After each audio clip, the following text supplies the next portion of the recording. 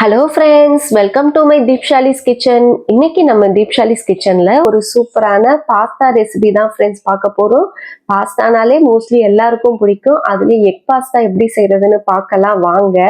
ரொம்ப சிம்பிளான மெத்தட்ல டேஸ்டா செஞ்சிடலாம். வாங்க எப்படி செய்யறதுன்னு பார்க்கலாம். அதுக்கு ஃபர்ஸ்ட் ஒரு பேன் எடுத்துக்குங்க. அதுல ஒரு 6 கப் அளவுக்கு தண்ணி ஆட் பண்ணிக்கலாம். நான் 2 கப்பு பாஸ்தா செய்கிறேன். அதுக்கு 1 கப்புக்கு 3 கப்பு தண்ணி சேர்த்து பண்ணிங்கன்னா கரெக்டாக இருக்கும். 6 கப் அளவுக்கு தண்ணி சேர்த்து இதில் கொஞ்சமாக 1 டேபிள் ஸ்பூன் அளவுக்கு நான் கல்லுப்பு ஆட் பண்ணிக்கிறேன். அது கூடவே ஒரு 2 டீஸ்பூன் அளவுக்கு எண்ணெய் சேர்த்துக்குங்க. இதை நீங்கள் பட்டர்லேயே பண்ணாலும் பண்ணலாம், இல்லைன்னா இந்த மாதிரி எண்ணெய் யூஸ் பண்ணியும் பண்ணிக்கலாம். இப்போ இது நல்லா கொதிக்க ஆரம்பித்த பிறகு நான் ஒரு 2 கப் அளவுக்கு பாஸ்தாவை சேர்த்து ஹை ஃப்ளேமில் ஒரு 7லேருந்து 8 நிமிஷம் இதை நல்லா வேக வச்சு எடுத்துக்கலாம். பாஸ்தா கை வச்சு நசுக்குனீங்கன்னா 2ஆ உடையணும். நல்லா சாஃப்டாக குக் ஆகிருக்கணும். இந்த மாதிரி பாஸ்தா நல்லா வெந்து வந்த பிறகு இதை தண்ணி இல்லாமல் வடிகட்டி வேற ஒரு பவுலில் எடுத்து வச்சுக்கலாம். இந்த மாதிரி எல்லாத்தையும் வடிகட்டி ஒரு பவுலுக்கு மாற்றிடுங்க. இப்போ இது சூடு ஆற ஆற கெட்டிமா ஆயிடும். அந்த மாதிரி ஆகாம இருக்கிறதுக்காக ஒரு 2 டீஸ்பூன் அளவுக்கு எண்ணெய் சேர்த்துக்கலாம். எண்ணெய் சேர்த்துட்டு ஒரு ஸ்பூன் வச்சு இதை நல்லா மிக்ஸ் பண்ணி விட்டுருங்க. அப்போ உங்களுக்கு எவ்வளோ நேரம் ஆனாலும் இது நல்லா உதிரியாகவே இருக்கும், ஒன்னோட ஒன்று ஒட்டாது. இதை நல்லா ஒரு ஃபேனு கீழே வச்சு நல்லா சூடு ஆற விடுங்க. இடையில ஒரு 2-3 நிமிஷத்துக்கு இல்லை ஒரு 5 நிமிஷத்துக்கு ஒரு வாட்டி இதை நல்லா மிக்ஸ் பண்ணி விட்டுருங்க. இப்போ அதே கடாயிலேயே ஒரு 4லேருந்து 5 டேபிள் ஸ்பூன் எண்ணெய் சேர்த்துக்கலாம். ஒரு 10 பல்லு பூண்டை நான் பொடியாக கட் பண்ணி ஆட் பண்ணியிருக்கேன். இதை நல்லா கோல்டன் ப்ரௌன் கலர் வர வரைக்கும் வதக்கிக்கலாம். இதை நீங்கள் பட்டர்லேயே பண்ணாலும் பண்ணிக்கலாம். இப்போ ஒரு பெரிய வெங்காயத்தை நல்லா மெலிசாக ஸ்லைஸ்டாக கட் பண்ணி சேர்த்துருக்கேன். அது கூடவே ஒரு 2 பச்சை மிளகாவையும் கட் பண்ணி ஆட் பண்ணிக்கோங்க. இப்போ இது ஓரளவுக்கு வதங்கினா போதும். வெங்காயம் ரொம்ப கலர் சேஞ்ச் ஆகி வரணும்னு கிடையாது. வெங்காயம் லைட்டாக வதங்கும் போதே ஒரு டீஸ்பூன் அளவுக்கு இஞ்சி பூண்டு பேஸ்ட்டு சேர்த்து இதையும் நல்லா மிக்ஸ் பண்ணி விட்டுருங்க.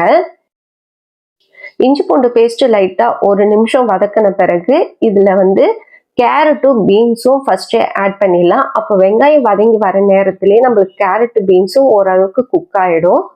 இப்போ கேரட் பீன்ஸை சேர்த்து இதை நல்லா மிக்ஸ் பண்ணி விட்டுக்குங்க. நான் நீல வாக்கில் கட் பண்ணி ஆட் பண்ணியிருக்கேன். நீங்கள் பொடியாக சேர்க்கறதுனாலும் சேர்த்துக்கலாம், உங்கள் விருப்பம்தான். இப்போ இதை நல்லா மிக்ஸ் பண்ணி விட்டுட்டு லோ ஃப்ளேமில் ஒரு மூடி போட்டு இதை வேக விட்டுடலாம். இது ஒரு 6லேருந்து 7 நிமிஷம் ஆகும் நல்லா வெந்து வர்றதுக்கு. ரொம்ப சாஃப்டாக வேகணும்னு அவசியம் கிடையாது. பீன்ஸ் மட்டும் பார்த்துக்குங்க. நம்ம சாப்பிட்ற அளவுக்கு மெத்துன்னு வந்த பிறகு இதில் நம்ம அடுத்த வெஜிடபிள்ஸ்லாம் ஆட் பண்ணிக்கலாம். இது ஒரு 6 நிமிஷம் நல்லா மூடி போட்டு வேக விட்டு பீன்ஸு பாதி அளவுக்கு வெந்து வந்த பிறகு இதில் ஒரு குடமிளகாவும் ஒரு தக்காளியையும் நீல வாக்கில் கட் பண்ணி சேர்த்துக்கிறேன்.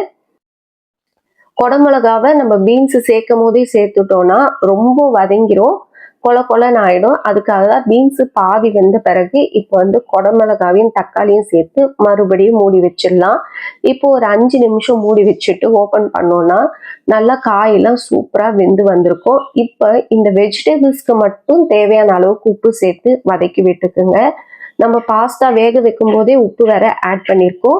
இப்போவும் உப்பு நிறைய ஆட் பண்ணிட வேண்டாம், கொஞ்சமாக திட்டமாக சேர்த்துக்குங்க. இப்போ இதை மிக்ஸ் பண்ணி விட்டுட்டு நான் ஒரு 3 டேபிள் ஸ்பூன் அளவுக்கு டொமேட்டோ சாஸ் ஆட் பண்ணியிருக்கேன். இது உங்களுக்கு விருப்பம்னா நீங்கள் சேர்த்துக்கலாம், வேண்டானாலும் ஸ்கிப் பண்ணிக்கலாம், உங்கள் விருப்பம்தான்.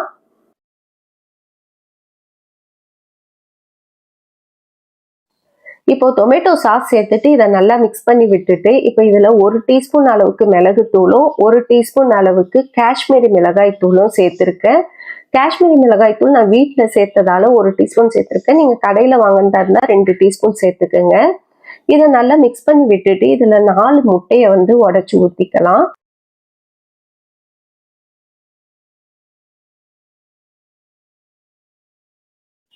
முட்டையை ஊற்றிட்டு ரொம்ப பொடிமாஸ் பதத்துக்கு வர வரைக்கும்லாம் மிக்ஸ் பண்ணக்கூடாது. லைட்டாக ஒரு மிக்ஸ் பண்ணாலே போதும்.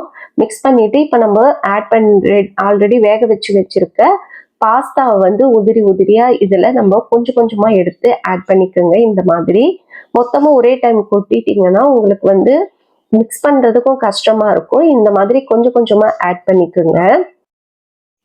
இப்போ முட்டை வந்து நம்ம வேக வைக்கவே இல்லை, லைட்டாக தான் ஒரு மிக்ஸ் பண்ணி விட்டுருந்தோம். இப்போ இந்த பாஸ்தாவை போட்டு நீங்கள் மிக்ஸ் பண்ண முட்டையும் நல்லா வெந்து வந்துடும்.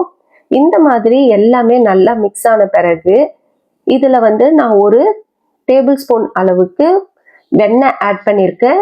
இது உங்களுக்கு வேண்டாம்னாலும் நீங்கள் ஸ்கிப் பண்ணிக்கலாம். சில பேர் வெண்ணெய் வேணாம்னு நினைக்கிறவங்க ஸ்கிப் பண்ணிக்கோங்க. இதில் ஒரு டேபிள் ஸ்பூன் அளவுக்கு வெண்ணெயை சேர்த்துட்டு லைட்டாக மிக்ஸ் பண்ணிவிட்டு ஒரு மூடி போட்டு ஒரு 5 நிமிஷத்துக்கு அப்படியே லோ ஃப்ளேமில் விட்டுருங்க.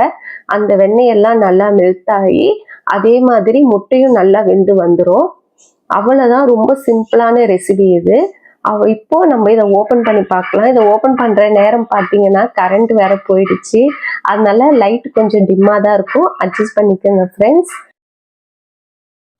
அவ்வளோதான், இப்போ நம்மளுடைய சுட சுட சூப்பரான பாஸ்தா ரெடி ஆயிடுச்சு. எடுத்து சர்வ் பண்ணி பாருங்க, ரொம்ப வீட்டில் எல்லாருமே விரும்பி சாப்பிடுவாங்க.